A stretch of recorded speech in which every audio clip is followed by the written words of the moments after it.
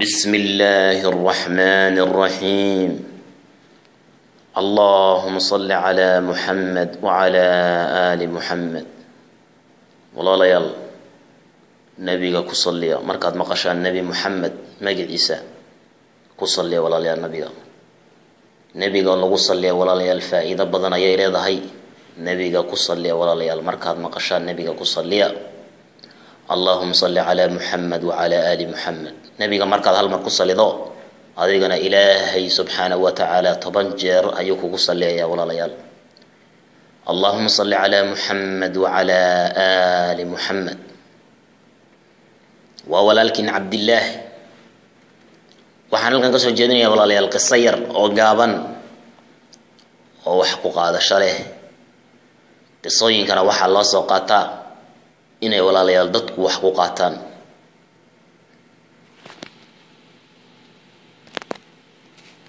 walaalayaal qisadan waa qiso cajiib ah qiso aad iyo aad ula yaab badan weeyaan qofka ka sheekeynaya Allah subhanahu wa ta'ala ayuu ku dhaartay inuu ka maqlay qofkii ay qisadani ku dhacday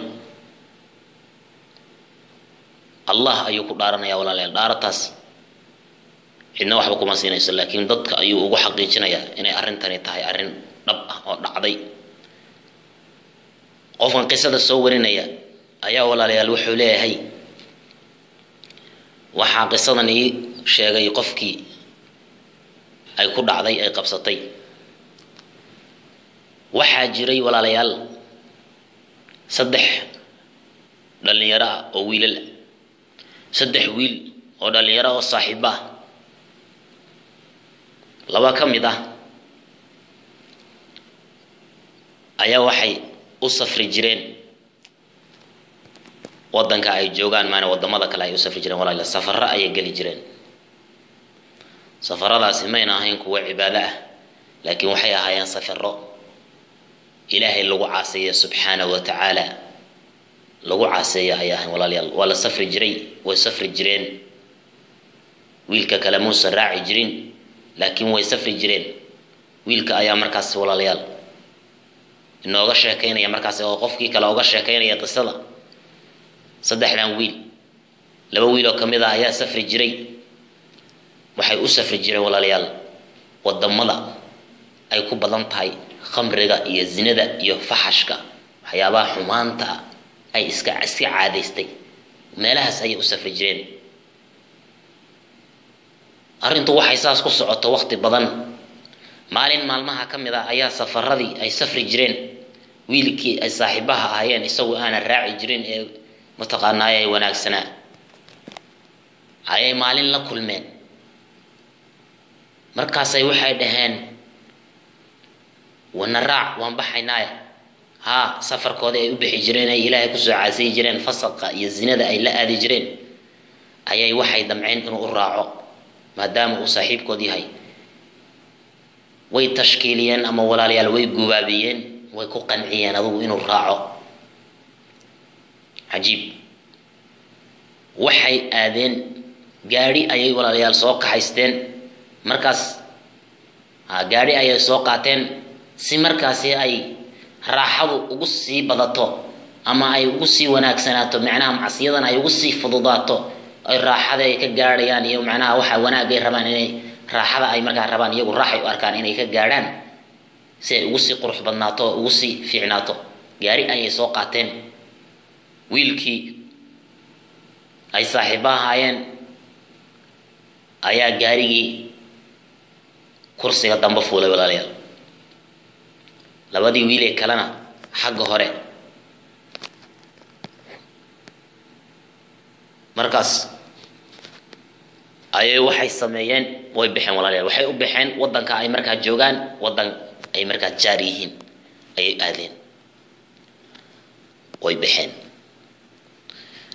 safarkii markay bixeen dhowr saac ay sii socdeen walaalayaal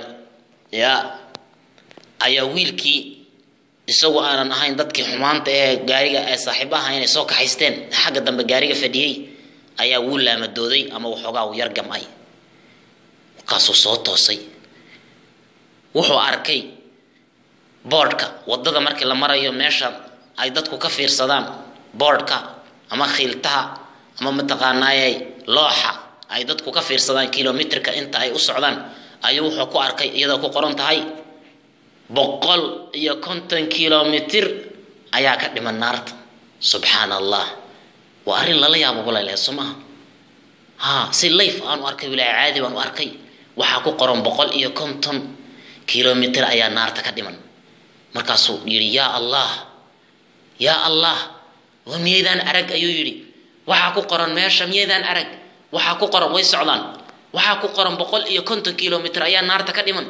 markaas waxay dhaheen ya iska saxay dhaheen adigu waxba ma ogide iska saxo waa daalantahay ay dhaheen walaalayaal istihzaa amal iska saxo waa daalantahay waxba ma ogid wiilkii ayaa haddana walaalayaal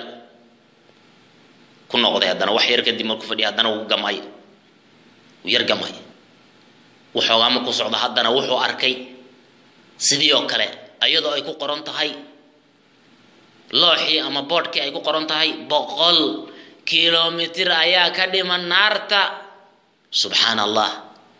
wiilkii wuu naxay wuu booday ya Allah miyaydaan arag ayuu yiri miyaydaan arag waxa ku qoran miyaydaan arag ya waxa ku qoran 100 kilometer ayaa naarta ka dhiman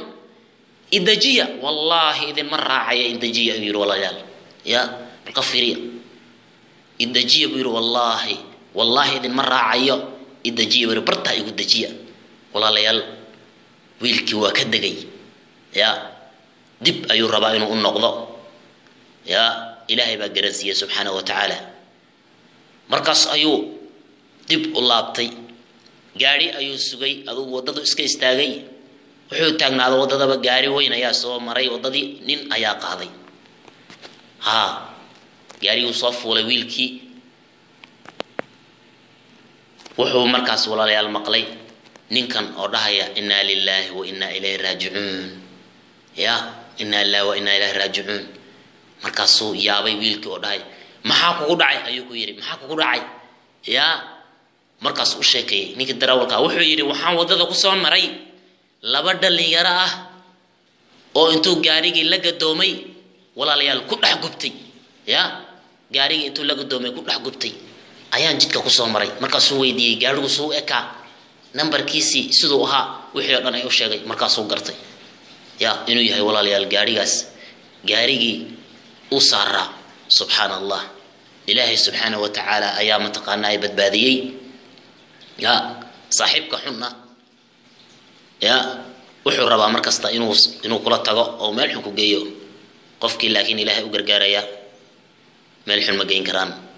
qisadana walaalayaal halkaas ayay ku dhamaatay والسلام عليكم ورحمة الله تعالى وولالكين عبد الله محمد أو سو ترجمي أدبان دي السلام يا دمانتين